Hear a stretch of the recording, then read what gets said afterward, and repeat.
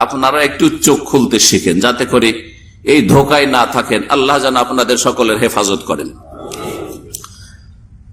রমজান মাসের আপ্যায়নের ক্ষেত্রে 10-11টি কথা বলবো, আর বেশি ভূমিকা লম্বা না করে।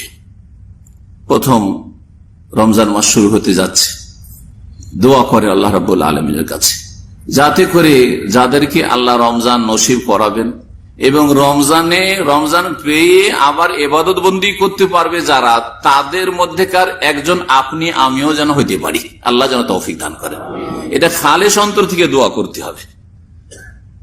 সালাফে সালেহিন সম্পর্কে বর্ণিত রয়েছে, সাহাবায়ে কেরামগণ, তাবেঈন। সালাফে সালেহিন বলতে তাদেরকে বোঝা, স্বর্ণ যুগের মানুষদেরকে বোঝানো হয়। তাদের সম্পর্কে আইম্মায়ে কেরামগণ বর্ণনা করেছেন যে কানা সালাফু ইয়াদউন আল্লাহ তাআলা আন ইউবাল্লিগাহুম রমাযান 6 আশহুর। রমজানের 6 মাস আগে থেকে সালাফে সালেহিন, সাহাবায়ে কেরাম, তাবেঈন, তাবেঈন দোয়া করতেন যে আল্লাহ আমাদেরকে সহি সালামত ইমানের অবস্থায় এবং ইমানি উদ্যম নিয়ে রমজান পর্যন্ত পৌঁছিয়ে দাও, রমজান পাওয়ার সুযোগ করে দাও আল্লাহ। এবারে রমজানটা আমাদেরকে দান করো। 6 মাস আগে থেকে দোয়া করতে কত তাহলে আগ্রহ, চিন্তা করেন। এটা আগ্রহ প্রমাণ করে। বেশি আগ্রহ না থাকলে, যদি কিছুটা আগ্রহ আছে, দুবার একবার দোয়া করলেন, 2-4 দিন আগে থেকে দোয়া করলেন যে আল্লাহ রমজানটা কাছে চলে এসছে, আল্লাহ তুমি রমজানটা আমার নসিব করো হয়তো। আর বাকি তো অধিকাংশ মুসলিম এমন আজকালকার জামানার যে জীবনে দোয়াই করে না রমজান আসার। আর তার চাইতে বেশি সংখ্যার মুসলিম বড় দিনে রমজান আসা মানে মাথার উপর বড় বোঝা চেপে গেছে যে কি করবো রে। রোজা রাখাও মুশকিল এই গুনাহগার পাপিষ্ঠদের জন্য, কারণ না খেয়ে থাকবে না, পিপাসায় থাকবেন না, জানকে কষ্ট দিবে না। আর রোজা না রাখাও যদি মুসলিম সমাজে, মেজরিটি মুসলিম সৌদি আরবে আছে অথবা বাংলাদেশে মুসলিম সমাজে আছে, রোজা না রাখলে লোকেরা কি বলবে রে। মহাসংকটে আছে, উভয় সংকটে আছে। জি, এদের জন্য মাথার বোঝা। রমজান পার হইলে খুশির শেষ নাই। 29 রমজানে যদি চাঁদ দেখার খবর হয়, খুশির শেষ নাই। কিসের খুশি? বরং আপনার খুশি হওয়া উচিত ছিল যে আল্লাহ আরেকটা দিন দিলে ভালো হইতো। এত কেন খুশি 29-এ যে চাঁদ হয়ে যাওয়াতে? কি আপনার অন্তরে কি আছে এটা কি আল্লাহ জানেন না? জি হ্যাঁ, অন্তর যদি ঈদের খুশি থাকে তাহলে অসুবিধা নেই, কিন্তু অন্তর যদি খুশি থাকে যে একটা রোজা বাঁচলাম, তা আল্লাহ জানছেন যে আপনার কতটা ইখলাস আছে, আর কতটা আন্তরিকতার, কতটা মহব্বত আছে রমজানের সাথে, রোজার সাথে, ইবাদত বন্দেগীর সাথে। বলছিলাম যে সালাফে সালেহিনরা 6 মাস ধরে দোয়া করতে যে আল্লাহ রমজান দাও। রমজান যখন পার হয়ে যেত, আমাদের রমজান পার হয়ে গেলে কয়েকদিন অধিকাংশ মুসলিমদের একটু নামাজ টামাজ চলে, আর তারপর নামাজ কমতে শুরু হয়। গোটা রমজান তারাবিও ছেড়ে, সুন্নাতও ছাড়েনি। আর রমজান পার হওয়ার পরে মাত্র কয়েকদিন পরে ফরজ ছাড়া শুরু করেছে। ফজর তো ছুটিয়ে গেছে, আসর ছুটছে, যখন তখন জোহর ছাড়ছে, মাগরিব হয়তো পড়ে না, মাঝে মধ্যে পড়ে, মাঝে মধ্যে পড়ে না। এই কি আর মুসলিম? না না না, এইরকম মুসলিমকে আল্লাহ কবুল করবেন না।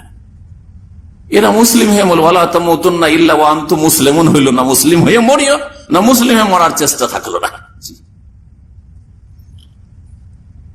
সাহাবায়ে কেরামগণ, তাবেঈন, তাবেঈন, তারা 6 মাস ধরে আবার দোয়া করতেন, আল্লাহ এই রমজান মাসে সিয়াম, রোজা রাখলাম, কিয়াম, তারাবি পড়লাম, তেলাওয়াত করলাম, সাদাকা করলাম, ফিতরা দিলাম, ইতিকাফ করলাম, লাইলাতুল কদর করলাম, বহু নেকির কাজ যেগুলো আছে শরীয়তে, আল্লাহ তুমি ফরজ, নফল, সুন্নাত কবুল করো। রব্বানা তাকাব্বাল মিন্না ইন্নাকা আনতাস সামিউল আলিম। তারা 6 মাস ধরে দোয়া করতেন শুধু যে আল্লাহ এই গত রমজানটা যে চলে গেছে, আল্লাহ তুমি কবুল করো। কারণ যদি কবুল না হয় তাহলে রমজান আসা না আসা সমান, রমজান ইবাদতবন্দি করা না করা সমান।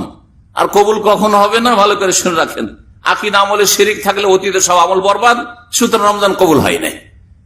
যদি যেই আমলগুলি করলেন সেই আমলে যদি বেদাত ঢুকে, যে আমলে বেদাত ঢুকবে ওই আমল বরবাদ।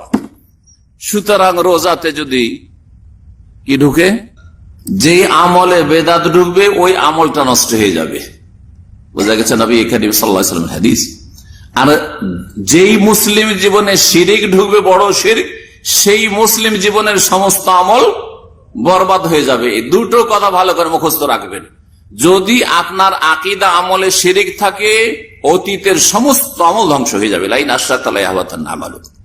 আর যদি কোনো আমলে বেদাত ঢুকে, নবীর তরিকায় না অন্য কোনো তরিকায় হয়, তাহলে সেটা প্রত্যাখ্যাত হবে, ফাহুয়া রাদ্দুন হয়ে যাবে, নবী কারীম সাল্লাল্লাহু আলাইহি ওয়াসাল্লাম বলেছেন।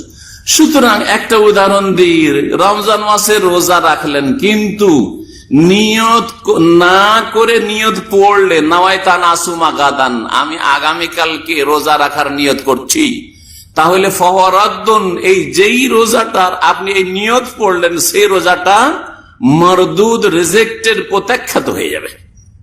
কথা বোঝা গেছে না? যায় নাই? বোঝা গেছে কি না? আমল করবেন না, আবার ওই গিয়ারেই থাকবেন, নিয়ত পড়ার গিয়ারে। আল্লাহ যেন পরিবর্তন করার তৌফিক দান করেন যারা নিয়ত পড়ায় অভ্যস্ত। কারণ বেশি ঝাল খেয়ে অভ্যাস থাকলে নরমাল ঝাল খেতে ভালো লাগে না।